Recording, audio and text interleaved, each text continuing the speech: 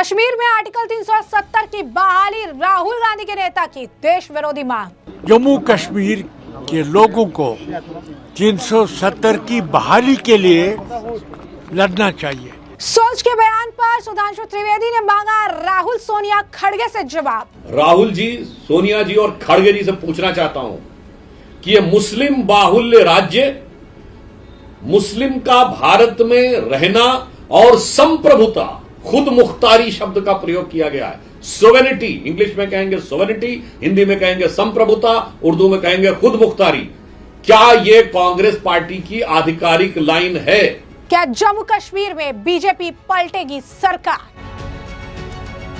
तो जम्मू कश्मीर में पूर्ण राज्य का दर्जा बहाल करने की मांग के बीच कांग्रेस के वरिष्ठ नेता सैफुद्दीन शोज ने जिस तरह बहस का रुख आर्टिकल 370 की बहाली और तथा कथित अंदरूनी स्वायत्तता की ओर मोड़ने की कोशिश की है, उसे कई गंभीर सवाल खड़े कर दिए हैं। शोज ने साफ कहा कि नेशनल कॉन्फ्रेंस को जंतर मंतर पर केवल राज्य का दर्जा मांगने तक सीमित नहीं रहना चाहिए, बल्कि आर्टिकल 370 की बहाली के लिए भी संघर्ष करना चाहिए।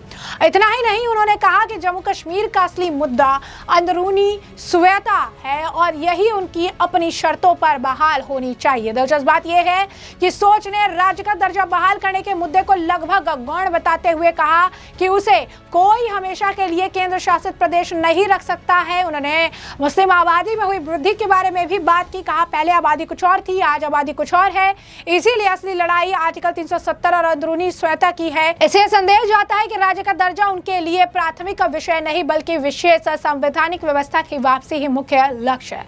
सोच ने तर्क दिया था कि विभाजन के समय एक मुस्लिम बहुल राज्य ने हिंदू बहुल भारत में शामिल होने का फैसला किया। यह फैसला सही था, लेकिन यह हमारी अपनी शर्तों पर होना चाहिए था। उन्होंने आंतरिक स्वायत्तता की वकालत की। भाजपा ने इस बयान पर भी कड़ा एतराज जताया है। क्या कहना है सोच का, सुनिए। मुस्तफा कमाल साहब जो थे, ये शराफत के पुतले और बहुत ही नरम गुफ्तार, और मैं क्या बताऊं, मैंने ये देखा है कि वो फारूक साहब को बाप की जगह देखते थे। मैंने कभी ज़िंदगी में नहीं सुना कि तारक साहब ने, मुस्तफा साहब ने फारूक साहब के सामने ऊंची आवाज़ में बोला हो। हालांकि उम्र की तफावत इतनी नहीं थी, मगर मैंने हमेशा देखा कि मुस्तफा कमाल साहब फारूक साहब को बाप की जगह देखते थे। तो और ये मुजस्समा शराफत था। टंगमर्ग में इन्होंने रिवाज रखा था कि पैसा नहीं ले लेंगे, लेकिन अपने लोगों को इलाज करेंगे, और इन्होंने टंगमर्ग के लोगों की बड़ी खदमत की। बहुत नरम मिजाज, कभी मैंने नहीं देखा कि मुस्तफा साहब ने गुस्सा किया। और ये शरीफ नफ्स आदमी और आला कैरेक्टर का मालिक था। रिश्वत का सवाल नहीं, पैसे भी नहीं लिए इलाज करते थे, और उन्होंने अपने शराफत का सिक्का बिछाया था। और अमन व अमान से सारी ज़िंदगी मुस्तफा साहब ने अमन व अमान से ज़िंदगी गुजारी, कभी कोई टिप नहीं हुआ, ये मैं देखता हूँ। और फारूक साहब की बड़ी कदर की, जैसे बड़े भाई का होता है, बाप की जगह देखा उसको। और इनसे कम उम्र जो थे उनके साथ प्यार से मिलते थे। मैंने देखा कि खालिदा जी के साथ, सुरैया जी के साथ इनके मरासिम कितने अच्छे और खुशगवार थे। तो अल्लाह उनको मगफिरत करे। इनविटेशन आपको मिला है 20 तारीख का, क्या कुछ कहेंगे स्टेट को लेकर? नहीं, मैं तो, मुझे तो कोई दावत भी नहीं है। तो मैं, देखिए, जंतर मंतर पर जाएं, नेशनल कॉन्फ्रेंस को स्टेटहुड की बात नहीं करनी चाहिए। मैं आप सबको, आप तो कश्मीर से हैं, मैं आपको दावत देता हूं, हमारा मसला स्टेटहुड का नहीं है। स्टेटहुड कौन छीन सकता है? क्या क़यामत तक यूनियन टेरिटरी इसको कोई बना सकता है? वज़ीर आज़म हो या वज़ीर दाखिला हो, कोई जम्मू कश्मीर रियासत को यूनियन टेरिटरी नहीं बना सकता। ये टेम्परेरी चीज़ है। हमारा असल मसला अंदरूनी दाखिली खुद मुख्तारी है, और जम्मू कश्मीर के लोगों को 370 की बहाली के लिए लड़ना चाहिए। कभी कभी आपस में ये बात करते हैं वन्ना दिन की, ये गलत लफ्ज़ है नौजवानों के लिए। हमारी जो नौजवान नस्ल है उनको दिमाग में ये होना चाहिए कि हमने मुस्लिम अक्सरियत की रियासत ने हिंदुस्तान के साथ शिरकत की जिसमें हिंदू लोगों की अक्सरियत थी, तो भी शेख साहब ने मुनासिब समझा कि इस हिंदुस्तान में उस वक़्त 8 करोड़ मुसलमान थे, अब तो 23-24 करोड़ मुसलमान हैं, इसलिए हमने ठीक फैसला किया हिंदुस्तान में रहे, लेकिन अपनी शर्त पर हमको दाखिली खुद मुख्तारी जो है जरूर रेस्टोर होनी चाहिए। तो जैसा कि आपने उनका बयान सुन लिया, इस मामले पर सुधांशु त्रिवेदी ने इसे बयान को कायरतापूर्ण और भारत की संप्रभुता को चुनौती देने वाला करार दिया है। सोच के बयान पर भारतीय जनता पार्टी ने तीखी प्रतिक्रिया दी और सुधांशु त्रिवेदी ने इसे राष्ट्र विरोधी बताते हुए कांग्रेस अध्यक्ष मल्लिकार्जुन खड़गे, सोनिया गांधी और राहुल गांधी से स्पष्ट जवाब मांगा है। उन्होंने कहा कि ये कांग्रेस का आधिकारिक रुख है। उनका कहना है कि यदि कांग्रेस सोच के बयान से सार्वजनिक रूप से दूरी नहीं बनाती और उनके खिलाफ कार्रवाई नहीं करती तो इसे पार्टी की आधिकारिक सोच माना जाएगा। भाजपा ने आरोप लगाया कि अंदरूनी स्वायत्तता की मांग भारत की एकता अखंडता के लिए खतरनाक संदेश है। विपक्ष के नेता राहुल गांधी विदेश से लौटते ही वो इस पर चुप हो जाते हैं और एक नया एजेंडा शुरू हो जाता है।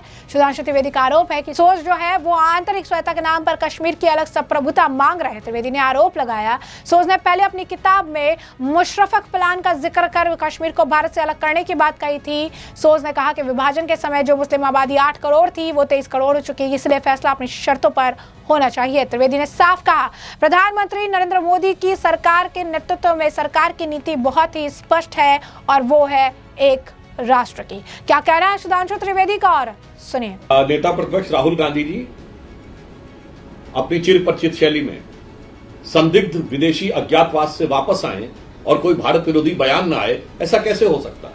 इधर उनके चरण भारत की पवित्र धरती पर पड़े और उनके पार्टी के एक नेता के द्वारा अत्यंत ही निंदनीय राष्ट्र विरोधी अपवित्र बयान सामने आया। जब कांग्रेस पार्टी के वरिष्ठ नेता, पूर्व केंद्रीय मंत्री और जम्मू कश्मीर कांग्रेस के अध्यक्ष रहे सैफुद्दीन सोज साहब ने यह बोल दिया कि मामला सिर्फ जम्मू कश्मीर राज्य में राज्य का दर्जा प्राप्त करने का नहीं है, मामला सिर्फ धारा 370 को बहाल करने का नहीं है, बल्कि उन्होंने शब्द प्रयोग किया जो उर्दू में मैं रिपीट कर देना चाहता हूं, मामला दाखिली खुद मुख्तारी का है, यानी संप्रभुता का है। और इसके आगे उन्होंने संप्रभुता का जो आधार बताया, उन्होंने कहा कि हम मुस्लिम अक्सरियत की स्टेट है। मैं हिंदी में बोले देता हूं, उन्होंने कहा कि हम मुस्लिम बाहुल्य राज्य हैं और पार्टीशन के समय मुस्लिम 8 करोड़ थे, अब 23-24 करोड़ हैं। हम भारत में रहेंगे और अपनी शर्तों पे रहेंगे और वह शर्त संप्रभुता के साथ जुड़ी रहेगी। तो मैं स्पष्ट रूप से राहुल जी, सोनिया जी और खड़गे जी से पूछना चाहता हूं कि यह मुस्लिम बाहुल्य राज्य, मुस्लिम का भारत में रहना और संप्रभुता, खुद मुख्तारी शब्द का प्रयोग किया गया है। सोवेनिटी, इंग्लिश में कहेंगे सोवेनिटी, हिंदी में कहेंगे संप्रभुता, उर्दू में कहेंगे खुद मुख्तारी। क्या यह कांग्रेस पार्टी की आधिकारिक लाइन है? क्योंकि इससे पूर्व भी सैफुद्दीन सोज साहब अपनी एक पुस्तक में मुशर्रफ के प्लान की आधार पर कश्मीर को भारत से अलग करने की वकालत भी कर चुके हैं। तो हमारा स्पष्ट रूप से कांग्रेस पार्टी से सवाल है कि प्रधानमंत्री मोदी जी के नेतृत्व में हमारी नीति एकदम साफ है, एक भारत श्रेष्ठ भारत। कांग्रेस पार्टी यह जवाब दे कि मुस्लिम बाहुल्य स्टेट, धारा 370 की बहाली नहीं, खुद मुख्तारी अर्थात भारत के अंदर एक राज्य की संप्रभुता, यह आपका औपचारिक बयान है या नहीं? इस पे हमें 2 टूक हां या नहीं में उत्तर चाहिए। और यदि कांग्रेस पार्टी इसका सीधा खंडन करते हुए सैफुद्दीन सोज साहब पे कार्रवाई नहीं करती है तो यह माना जाएगा कि देश के अंदर टुकड़े करने वाले यह बयान कांग्रेस पार्टी का आधिकारिक बयान है। तो जैसा कि आपने सुना, उन्होंने कहा एक भारत श्रेष्ठ भारत की जो नीति है वो मोदी सरकार के नेतृत्व में है और उन्होंने सोच को भी एक्सपोज कर दिया। इस बीच आपको बता दें कि सियासी घमासान ऐसे समय में हो रहा है जब नेशनल कॉन्फ्रेंस राज्य का दर्जा वापस पाने के लिए दिल्ली के जंतर मंतर पर 20 जुलाई को एक बड़ा प्रदर्शन करने जा रही है। फारूक अब्दुल्ला इस प्रदर्शन के सभी विपक्षी दलों का आमंत्रित किया है। हालांकि मुख्यमंत्री उमर अब्दुल्ला ने आरोप लगाया प्रशासन इस प्रदर्शन को रोकने, बाधित करने की कोशिश कर रहा है। इस बीच CR केसवन का भी इस मामले पर बयान है, क्या कहना है उनका, सुनिए। Senior Congress leader Mr. Saifuddin Sos preposterously demanding the restoration of Article 370 is clearly batting for Pakistan's perilous agenda, and the Congress leader is peddling Pakistan's pernicious agenda. This is most condemnable, and the timing of the Congress leader's anti-national remarks, is it just a mere coincidence? Because these separatist remarks by the Congress leader have been made just a day after Rahul Gandhi has returned from his secret trip abroad, and also this statement comes at a time when the parliament session now is about to commence. So these treacherous remarks by the Congress leader, is this the official stand of the Congress party? And do Rahul Gandhi and Kharge agree with and accept the divisive remarks of Mr. Saifuddin Sos? The Congress party needs to come clean before the people. Article 370 was a colossal blunder by Pandit Nehru, and both Sardar Vallabhbhai Patel ji and Dr. Baba Saheb Ambedkar ji opposed Article 370. And Prime Minister Narendra Modi ji in 2019 corrected the historical wrong committed by Nehru by abrogating Article 370 and ensuring Jammu and Kashmir became an inseparable and integral part of India. Kashmir, free from the shackles of Article 370, now has become a part of New India's development story. Even last year, senior Congress leader like Mr. Salman Khurshid, the former foreign minister in the UPA government, had hailed the abrogation of Article 370. He had said in Indonesia, Mr. Salman Khurshid had said that Article 370 gave a impression of separateness, for Jammu and Kashmir and India. And he said abrogation of Article 370 by Prime Minister Narendra Modi ji had brought prosperity to the region. Now, with the parliament session about to commence, the separative divisive remarks of Mr. Saifuddin Sos demanding the restoration of Article 370 is extremely dangerous. Rahul Gandhi and Kharge ji cannot keep quiet. They cannot duck the issue. It's high time they make their stand clear and come clean before the people of India. तो जैसा कि आपने उनका बयान सुन लिया है, वही दूसरी तरफ जम्मू कश्मीर बीजेपी के नेता प्रतिपक्ष सुनील शर्मा ने बड़ा दावा किया है कि नेशनल कॉन्फ्रेंस के सभी विधायक मुफ्त में बिकने को तैयार है।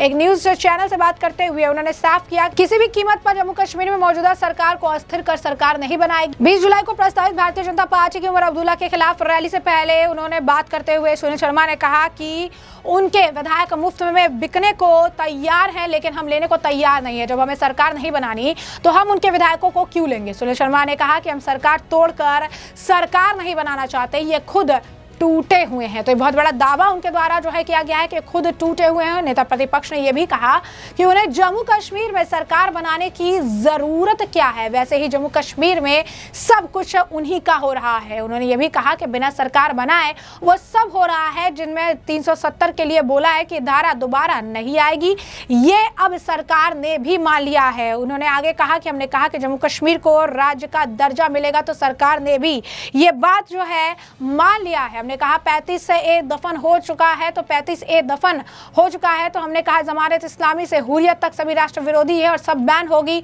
वो बैन हो गई है। इसके बाद ही उन्होंने जो है लगातार बयानबाजी इस मामले पर की। उन्होंने ये भी कहा कि प्रदेश में कोई भी राजनीतिक कैदी नहीं, सब अराजक तत्व है, सरकार ने ये भी मान लिया है, तो हमें सरकार बनाने की जरूरत क्या है। अगर ये सब करने से हमें कहीं मुश्किल होती तो यहाँ सरकार बनाते। इसके साथ ही उन्होंने कहा कि जम्मू कश्मीर में बीजेपी सरकार बनाएगी, यानी बहुत बड़ा दावा उन्होंने कर दिया है। तो ऐसे में हमने आपको जो पूरा मामला है विस्तार से बता दिया है कि पूरा मामला क्या है, किस तरीके से इस मामले पर जबरदस्त तरीके की बयानबाजी जो है देखने के लिए मिल रही है इन सबके बीच। इस पूरे मामले पर अब आपकी भी जो राय हो कमेंट सेक्शन में कमेंट करके जरूर से जरूर साझा करिएगा। धन्यवाद।